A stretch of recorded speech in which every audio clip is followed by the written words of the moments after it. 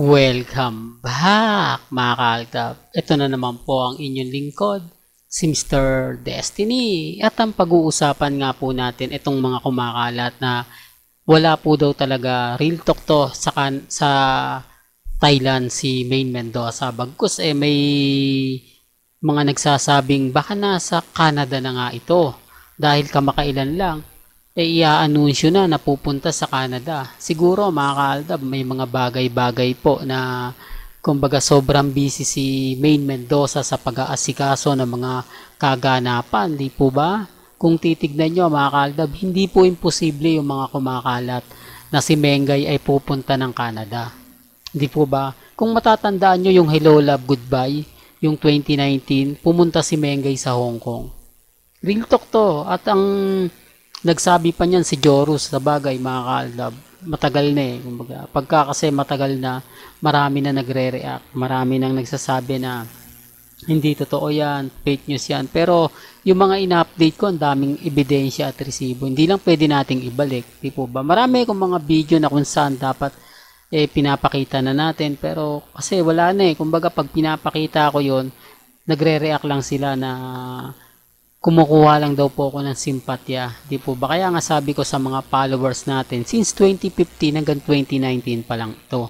Hindi na ito madadagdagan na mga 2022 hanggang 2024. Di po ba? Tama naman po ako Ang problema lang po sa kanila, guilty sila.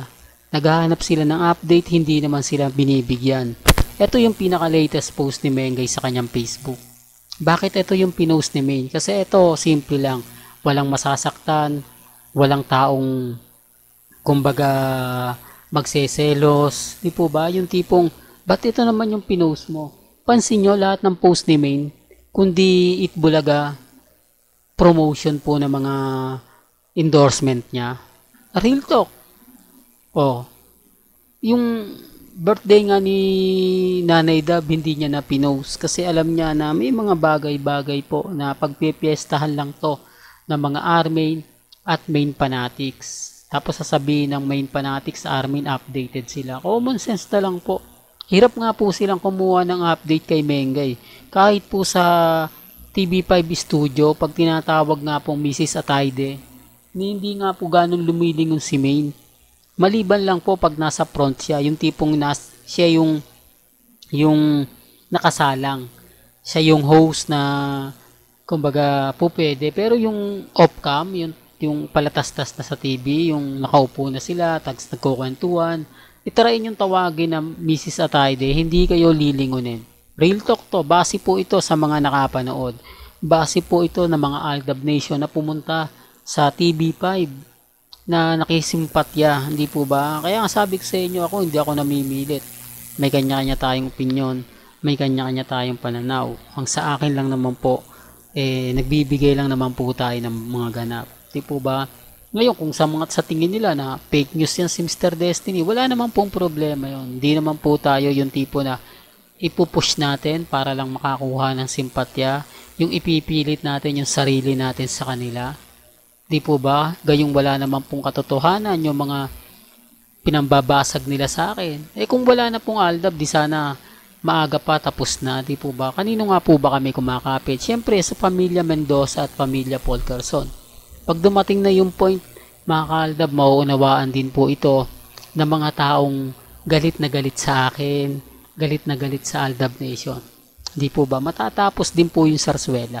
At eto pa po balikan natin si Richard Polcarson. Siguro kung wala pong anak si Glenda de la Cruz, malamang nagkaroon na naman ng issue. Malamang may mga, ito yung laging kasama niya sa Japan, di po ba? Kasi Thailand din, pumunta rin po yan sa Thailand Sinasabing kasama nga po niya si Alden Richards. Buti na lang, talagang hindi magkakaroon ng issue sa dalawa. Di po ba? Dahil tinapos na yan ni Glenda de la Cruz, di po ba? Na naliling siya kay Alden, sinasabi nga na super gwapo si Alden, pero kumbaga hanggang dun lang. Kaya nga po sabi ko sa inyo, may mga point na kakaiba, may mga point na tama ka Mr. Destiny kasi kung titignan mo at susuriin, may mga bagay-bagay na mahirap ipaliwanag, may mga bagay-bagay na kung pagbabasihan mo lang naman yung mga issue, sapul na sapul na. Po ba kaya wag po kayong padadala at kumbaga patitinag sa dami ng mga pinambabasag po sa akin. Ako nga po kampante. Di po ba? Sa mga mami, sa mga titas, ano man po yung iba to sa inyo. Ano man po yung sabihin sa inyo, wag po kayong basta padadala. Kasi yung issue po, ang daming post ni Catherine. Ang daming ganap. Literal pa ha. Ito pa po yung isang pinaka-issue. Si Daniel Padilla nakikisaw-saw po. Makikita nyo yung mga post sa Instagram na inilink po si Alden. Di po ba? Although hindi si Daniel Padilla yon, mga fans lang niya. Kumbaga parang gustong buhayin, gustong pag-usapan. Di po ba? Sabi nga ni Ogie Diaz, kung gusto mo ng sikat, dapat dumikit ka sa sikat. Real talk to hindi tayo gumagawa lang ng issue. Ipinost ko nga to sa Facebook na kung saan idinidikit yung mukha ni Daniel na kung sino nga po ba yung gwapo, kinukumpara ng mga Daniel fans. Bakit kaya? Dahil malamya na yung karir Yun ang masakit, di po ba? Yun ang masakit na katotohanan na kumbaga sasabihin nila na hindi daw totoo yun, hindi raw gagawin ni common sense na lang po.